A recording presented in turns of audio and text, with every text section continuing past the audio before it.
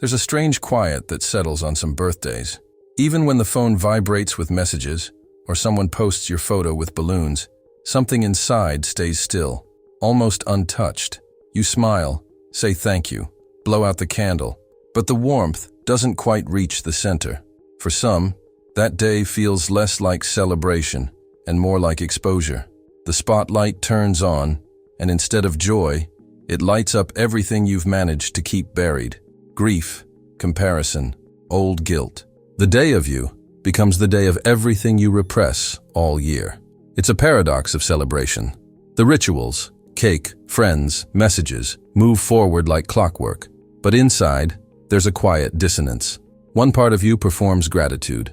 Another part watches, numb or restless, whispering, "What's wrong with me? Maybe nothing's wrong. Maybe the birthday simply gathers too much meaning in one place. Time, identity, mortality, all condensed into a single date. A reminder that the clock keeps moving whether you feel ready or not. Birthdays aren't just about aging, they're symbolic mirrors of individuation. They ask, who am I now? What part of me has grown? What part of me has been hiding? Deep underneath, there's an archetypal tension. The child within you still longs to be seen, to be held in wonder. The adult carries the weight of proving worthiness, of earning that love. On your birthday, both step into the same room, the innocent hope and the quiet shame, and neither knows what to do with the other. Then comes the social script. You should be grateful. You should be happy. You're alive. That's all that matters. Gratitude becomes a mask you're expected to wear, even when your body feels disconnected, even when something aches. The unspoken rule is, don't spoil the mood. But repression isn't peace. It's tension held in silence. The truth is, birthdays awaken whatever has remained unintegrated. The parts that have waited all year for acknowledgement, the neglected child, the tired adult, the piece of you that still believes love must be earned. And if this sounds familiar, if every happy birthday lands a bit hollow, stay. Around the midpoint, we'll uncover the hidden psychological pattern that makes birthdays quietly unbearable for certain men. For now, it's enough to name it. The day that doesn't feel like yours might be showing you something that does belong to you. Your shadow, your history, and the invitation to see them, without judgment, just once a year, in the mirror of time. Every year, the calendar brings you back to yourself. A date you didn't choose, but one that insists on finding you. For most, it's a reason to gather, to mark time. For others, it feels like a confrontation. The birthday becomes a mirror you didn't ask to look into. Behind the smiles and gestures, there's a quiet driver at work, the unmet expectation. You look around, and a silent comparison begins. You measure who remembered, who didn't. You measure where you thought you'd be by now. The celebration turns into an annual report card for the self. Beneath the ritual, guilt whispers, I should be further along. Carl Jung described this moment as the return of the shadow, the hidden complex that carries everything we disown. On birthdays, the shadow doesn't come as darkness or drama. It comes as subtle unease. A thought that says, I'm not enough. A body that tightens when attention lands on you. It's not self-pity, it's memory surfacing. The nervous system remembers old imbalances. When social media floods with notifications and happy birthdays, your brain releases a spike of dopamine, the chemical of social reward. But what rises fast must fall fast. Hours later, the quiet hits harder. That drop isn't proof that you're ungrateful. It's chemistry, a small withdrawal from the illusion of belonging. From a Jungian lens, that emptiness is the psyche's way of balancing false celebration. The external noise fades, and the inner mirror turns on. You meet yourself again, without filters. And sometimes, what you see isn't joy, it's fatigue. This is where misunderstanding begins. People call it apathy, detachment, or being antisocial. But often, what looks like apathy is actually nervous system fatigue from performative connection. The energy it takes to manage faces, words, and expectations can quietly deplete the body. The crash that follows isn't failure. It's the moment authenticity tries to return. Notice the pattern. The higher the social performance, the deeper the private silence. The false celebration becomes the mask before the mirror turns inward. You pretend to be seen, but you remain unseen. The mask smiles while the soul waits. Jung once said, "One does not become enlightened by imagining figures of light, but by making the darkness conscious." In the context of birthdays, that darkness isn't evil. It's the part of you that still believes joy must be earned. The shadow holds both shame and possibility. Imagine the child inside, waiting each year for the world to notice. Now imagine the adult, exhausted by the same cycle of pretending. The two are not enemies. They are the same self, split by misunderstanding. So, when celebration triggers your shadow, it's not punishment. It's an annual reminder from your psyche that the work of individuation, the process of becoming whole, includes even this. The discomfort isn't the end of joy. It's the gate to it. If you've ever felt empty on the day meant to fill you, it may not be because something's missing. It may be because something inside is finally asking to be met. There is an image that appears in the quiet spaces of birthdays. A man standing alone, holding the weight of expectation that no one else acknowledges. He is the king without a court. Power exists within him, yet it remains unrecognized, unclaimed, as if the world forgot to bow. For many men, this is not an unusual feeling. From a young age, affection often needed to be earned, measured by performance, by achievement. Love was transactional, not unconditional. The child learned early. Success secures attention. Failure invites absence. Birthdays become another test, a ritual checkpoint where the old lesson resurfaces. Your worth must be proven. There is a story, shared in forums quietly, of a man who skipped his 30th birthday. He had imagined a celebration of himself, yet the day arrived, and with it, the familiar shame of perceived inadequacy. In his mind, he was not successful enough. The world, as it had always seemed, would not witness the king within. Instead of applause, there was expectation. Instead of presence, there was judgment. He chose absence. Friedrich Nietzsche reflected on the burden of self-overcoming, warning that the pursuit of growth could be mistaken for failure. The uncelebrated king embodies this tension. The effort to rise, to integrate shadow, to claim sovereignty, can feel like a silent struggle, invisible to those around him. Avoidance in this context is not laziness. It is not apathy. It is a subtle revolt against recognition that feels hollow. To participate in a celebration that cannot see you is to perform once more, to bow to a court that does not exist. The body and the psyche remember, and sometimes withdrawal is the only act of integrity. Here, the archetype teaches a quiet lesson. Sovereignty does not come from applause, nor does validation from others define the self. It is in the recognition of one's own presence, in the acknowledgement of the shadow, the child, and the adult coexisting, that the king begins to reclaim his throne. The birthday then becomes not a day of performance, but a subtle mirror. It asks, who waits silently inside, and what does it mean to see him without relying on the world to see first? Every birthday carries the echo of the families we came from, the rituals, the attention, the small gestures of recognition. They are not neutral. They awaken patterns written in early attachment. The way a parent watched, the way they praised or withheld, these scripts remain alive, quietly shaping how we receive acknowledgement today. For some men, the mother or father complex surfaces most sharply on birthdays. The child who once sought unconditional attention now watches the adult self perform, waiting for approval that may never arrive. Celebration becomes a stage where old wounds replay, neglect, control, subtle judgment.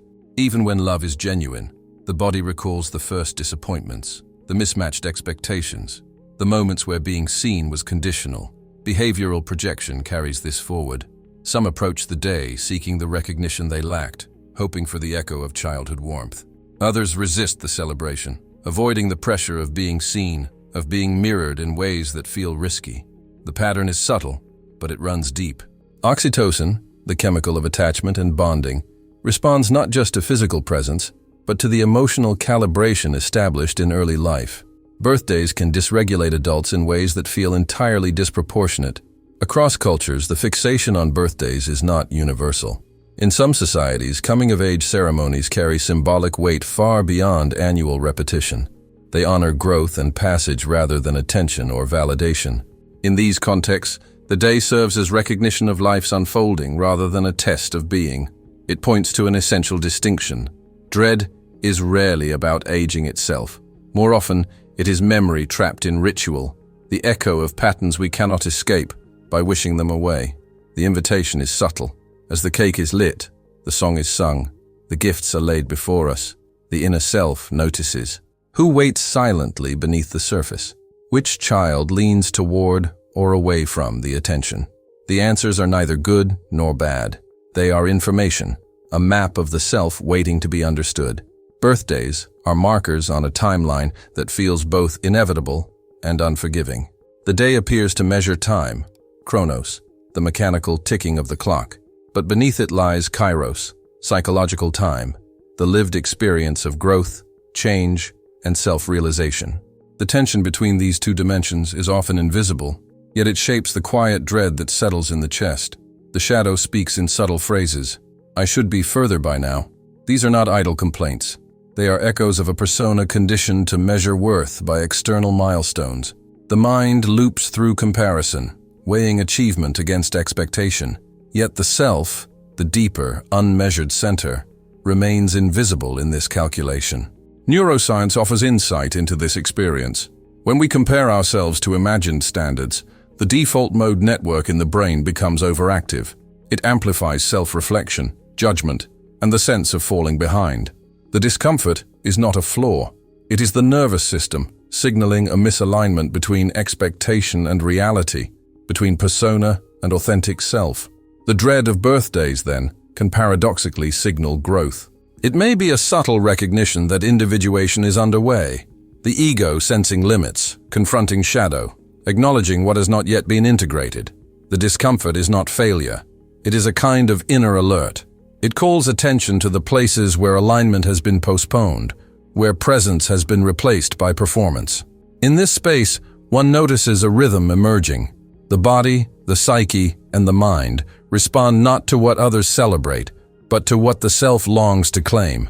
It is a quiet reminder that the measure of life is not linear, that progress is not always visible, and that being behind can be the precursor to conscious growth. Do not move past this feeling too quickly. The anxiety, the subtle shame, the sense of not having arrived, these are not punishments. They are reflections, and they invite presence. They hint at the possibility that birthdays might serve as more than markers of age. They might serve as portals for noticing the self beyond the persona. Around this midpoint, a pattern begins to clarify. 2 topics ahead, there will be a story of a man who encountered this dread and transformed it into a quiet sovereignty. For now, allow the awareness of time, shadow, and self-measurement to settle. Some men greet their birthdays with avoidance. They book trips alone, retreat from messages, decline invitations. On the surface, it appears as choice, independence, or even freedom. Yet beneath this pattern lies something deeper, the familiar ache of invisibility, the echo of not being fully seen in the first place. In these moments, the avoidance mirrors a fear of intimacy. To participate fully, even in a minor celebration, is to risk vulnerability. The psyche recalls the child who once learned that exposure invited neglect or disappointment. Retreat becomes a method of control, a way to manage connection without being overwhelmed. The shadow speaks quietly here. Better to be invisible than disappointed. Jung's concept of animus and anima illuminates this dynamic. The refusal to receive nurturance, to accept care and attention, is not a refusal of love. It is a defense born from unresolved relational patterns. The inner masculine may reject the inner feminine, mistaking independence for safety. The tension is subtle, but persistent. Desire for recognition exists alongside resistance to it. Philosophers like Schopenhauer would describe this suffering as clarity. Pain, isolation, and discomfort strip away illusion, revealing the patterns beneath social expectation. The man alone on a birthday is not simply lonely. He is encountering the structures of attachment, expectation, and self-judgment that have silently shaped him for decades. And yet, the path forward is not in further withdrawal.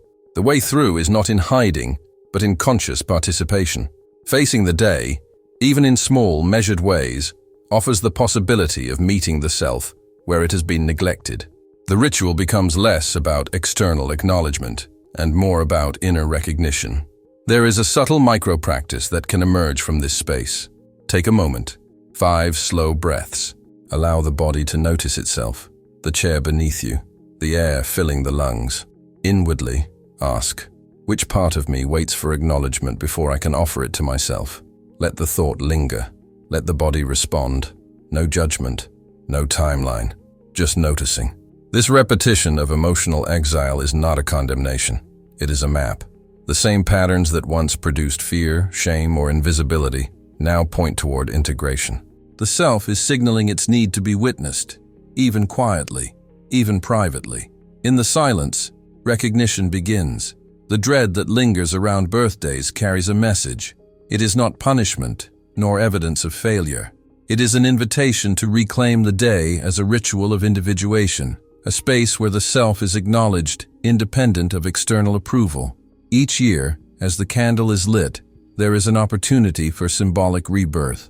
The persona, the mask shaped by others' expectations, meets its quiet death. In this space, the shadow and the child, the tired adult and the unclaimed king, all can be recognized. The ritual becomes a conscious act of seeing oneself wholly, without needing the applause of others. Gratitude, in this context, does not require denial. It is possible to honor growth while acknowledging shadow, to feel the ache of time while recognizing presence. Like a forest fire, the discomfort clears old growth, preparing the soil for renewal. Pain and longing are not obstacles. They are the ground in which new selfhood takes root. A subtle shift occurs when the birthday transforms from a measure of progress into a moment of witness. The ritual is inward as much as it is outward. Recognition flows from within. The inner self is acknowledged, named, and held. This is sovereignty in its quietest form. If any of this resonates, the act of marking the day, whether silently, privately, or with others, can be enough to signal presence. A single line, a small acknowledgement, a quiet breath can carry more meaning than any elaborate ceremony. It is the choice to participate, to be conscious, that matters. So as another year turns, consider the question: who will I meet inside myself this year that I have not met before? Let the silence hold the answer. Let the body feel it. Let the mind witness it. The birthday is no longer only a day of performance. It is a day of return.